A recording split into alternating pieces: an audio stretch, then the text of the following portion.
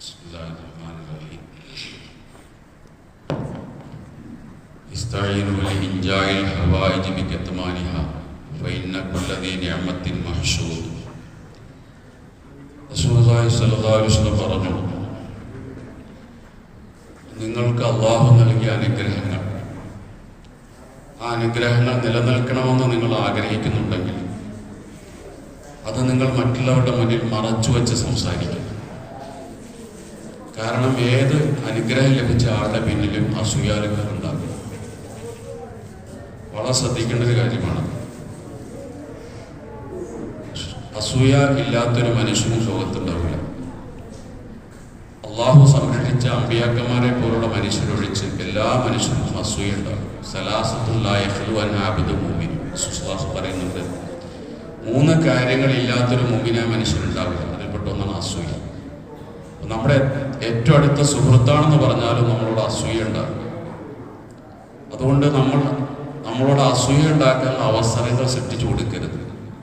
സംസാരത്തിൽ നമ്മൾ ശ്രദ്ധിക്കണം. നമ്മുടെ നിഅമത്തിനെ കുറിച്ച് മറ്റുള്ളവരോട് പറയുമ്പോൾ വലിയ വലിയ നിഅമത്തുകൾ മറച്ചു വെച്ച് സംസാരിക്കണം. എല്ലാം ഇങ്ങനെ ഓപ്പണായി സംസാരിക്കരുത്. ഇപ്പോൾ എങ്ങനെയുണ്ട് ആരോഗ്യസ്ഥിതി എന്ന് ചോദിച്ചു കഴിഞ്ഞാൽ ഒരു കുഴപ്പമില്ല, ഒരു മരുന്ന് ഞാൻ കഴിക്കുന്നില്ല, ഷുഗറില്ല, പ്രഷറില്ല, ഇന്ന ഒരു ആശുപത്രി കിടന്നിട്ടില്ല, ഇങ്ങനെയൊന്നും പറയരുത്. അങ്ങനെ പറഞ്ഞാൽ മറ്റുള്ളവർക്ക് നമ്മുടെ ആരോഗ്യത്തെക്കുറിച്ച് അസൂയ ഉണ്ടാകും. അപ്പം ഇനി എന്താ പറയുക, അൽഹംദുലില്ലാ. എങ്ങനെയുണ്ട് ആരോഗ്യം എന്ന് വെച്ചാൽ അൽഹംദുലില്ലാ, അത് മതി. ഇതിനകത്തെല്ലാം ഉണ്ട്. നേരെ മറിച്ച് നമ്മൾ പറഞ്ഞാൽ വലിയ താമസമില്ലാതെ ആശുപത്രി കിടക്കേണ്ടി വരും. അസൂയ സ്വാഭാവികമാണ്, മനുഷ്യ സഹജമാണ്. ഒരു പുതിയ കട തുടങ്ങി, കുറച്ച് കഴിഞ്ഞപ്പോൾ എങ്ങനെയുണ്ട് കച്ചവടം എന്ന് ചോദിച്ചു കഴിഞ്ഞാൽ ഒന്നും പറയണ്ട, നിന്ന് തിരിയാൻ സമയമില്ല.